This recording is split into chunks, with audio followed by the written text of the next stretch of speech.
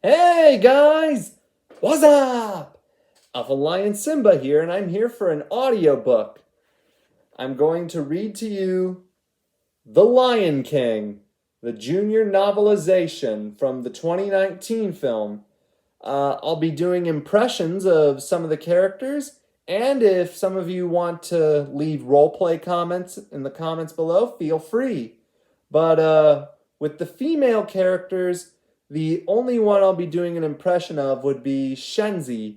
As for the others like Nala and Sarabi, I won't be doing impressions of them since I'm a guy and my voice doesn't flow that easily. So, let's begin. Chapter 1. In the moments before the sun rose over the horizon, the African plain was hushed. No birds sang, no animals called. The only sounds were the soft whisper of the breeze as it blew through the long grasses, still green in the early spring, and the distant thunder of water cascading over Victoria Falls into the frothy pools below. But as the sun's light began to break over the savannah, life began to stir. It was slow at first, barely noticeable, a soft mew rising from the meerkat den, a rustle of feathers as the marabou storks lifted their long black wings and stretched their necks. Then faster and faster the sounds grew louder, merging into the song of the savannah. Cheetah mothers coaxed their young out into the sunlight with gentle nudges to their cubs' sides and quick licks to say hello. A pair of topies tapped their horns in greeting and then turned towards the grasslands, eager for their first meal of the day. Their brown bodies, marked with swaths of black, glimmered in the sun as it rose higher and higher. Over the plains, a herd of elephants began to march towards the watering hole, their long trunks swinging and the pads of their large feet leaving deep impressions on the dry ground. Near the top of a hill, a mother giraffe appeared, her baby following close behind, its head swiveling back and forth as it scanned the landscape for friends or predators. Below, on a plain still covered with a thin layer of morning mist, a herd of gazelles leapt and played, the young ones jumping over brush with abandon and then spooking as an even larger herd of zebras passed by. Even the smallest of life had awoken. On tree branches, ants began to march out of their holes and head to ground, careful to stay out of the way of the hungry guinea fowl. Tiny birds flew from branch to branch, the boldest occasionally swooping down to catch a ride on a passing elephant. As the animals of the savannah continued to wake, the sound grew to a crescendo until finally it broke with a loud trumpet from an elephant. But beneath the peace was a growing sense of excitement that every animal, from the largest to the smallest, felt. It is why, in almost perfect synchrony and complete harmony, they began to make their way to Pride Rock. The heart of their part of the savannah, Pride Rock was where Mufasa, the giant lion who had led the land for years, and his pride of lions lived. And on this day, he would introduce his kingdom to his son. It was a tradition that had been upheld for generations. Mufasa's family was well respected. He was a fierce and mighty lion, but he was kind and treated everyone, from the ants to the antelope, as important. In return, he had earned the respect of every animal family in the Pride Lands, and now they would show their respect by greeting his new son. The sun had fully risen in the sky by the time all the animals arrived at Pride Rock. A hush fell over them as they raised their heads to look at the large rock jutting out over the savannah. It dominated the landscape, casting those nearest to it in shadow. For years, it had been the symbol of their kingdom, a natural amphitheater and gathering place. In the wet season, it provided shelter, and in the dry season, it was refuge from the brutal sun. But most importantly, It was where Mufasa and his queen Sarabi lived with their pride of lions. Now it was a stage, and everyone was eager for the show to begin. As they waited inside the cave tucked in the back of Pride Rock, Mufasa looked down at his queen.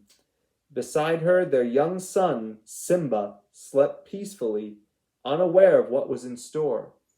His light brown body was relaxed, his sides rising evenly as he breathed in and out. Lowering her head, Sarabi gently nuzzled the young cub. Simba's eyes slowly opened. At the comforting sight of his mother and father, he let out a big yawn and then stretched. Mufasa smiled proudly, watching him.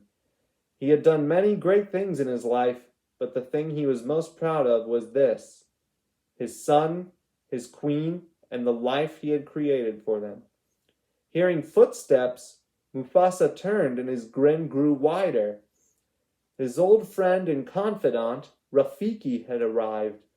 Although the mandrill was a bit grizzled and bent, his eyes were still bright.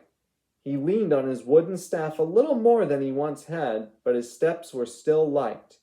It had been Rafiki who had introduced Mufasa to the kingdom when he was just a cub, as he would do now with Simba. Approaching each other, the two old friends exchanged a hug, and then Mufasa stepped aside. It was time for the ceremony to begin. Simba watched curiously as the monkey stepped in front of him. Seeing his wooden stick, the cub playfully tried to bat at it, missing and causing the adults around him to laugh. Rafiki nodded, pleased. It was a good sign for all of Pride Rock if Simba was curious and alert. Raising the stick above Simba, Rafiki shook it, causing red dirt to fall all over the cub's head and making the young cub sneeze. Satisfied, Rafiki leaned down and carefully picked up Simba. Cradling him in one arm, he turned and slowly began to make his way out of the cave. Behind him, Mufasa and Sarabi followed, their bodies pressed close together. As they came out onto the rock, the sun went from behind a cloud as if not wanting to take away from the moment. Below, the animals leaned forward in anticipation. Step by step, Rafiki made his way toward the edge of Pride Rock until at last he stopped, mere inches from the steep drop. As the gathered animals watched from below, Rafiki lifted Simba up, until finally he had raised baby Simba for all to see. Instantly, the gathered animals erupted in noise. Elephants trumpeted, zebras stomped their feet, storks flapped their wings, and the cheetahs let out their own cries. The sun burst through the clouds, a beam of light falling right down onto the head of Simba, the future king. The animals dropped their heads, bowing in respect. Simba, still hanging from Rafiki's arms, looked down upon it all, unaware of the greatness of this moment.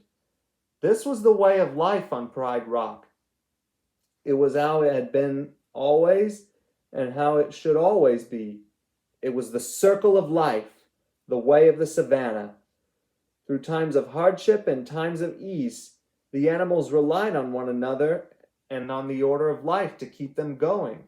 Now it was Simba's turn to keep that circle.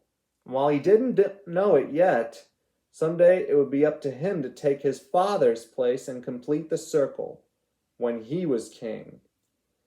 While nearly every animal in the savannah had come to greet their future king, there was someone missing.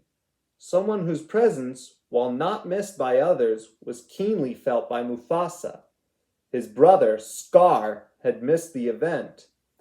Staring at the spot that he had kept open for him, Mufasa sighed. Once again, his brother had disappointed him.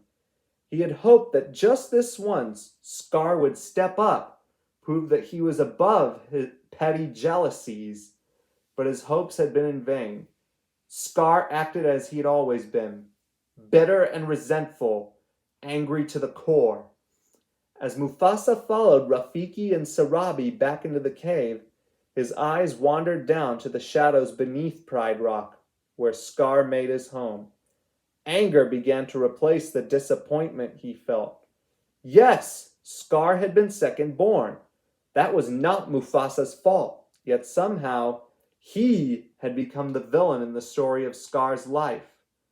Mufasa knew the younger lion blamed him for his lower position.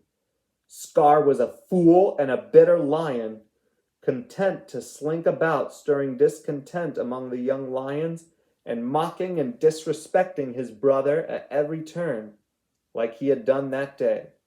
Nodding at his major domo, a hornbill named Zazu, Mufasa signaled him over. Making sure not to bother Sarabi or Simba, who was in the middle of a bath, Mufasa whispered his directions to Zazu. "Go and tell Scar I'm not pleased," he said, his deep voice commanding even in whisper. "I'll be down shortly to hear what his excuse is. This time." His orders given, he turned his attention back to his family. He wanted to spend a few more minutes enjoying them, not as a king, but as a father.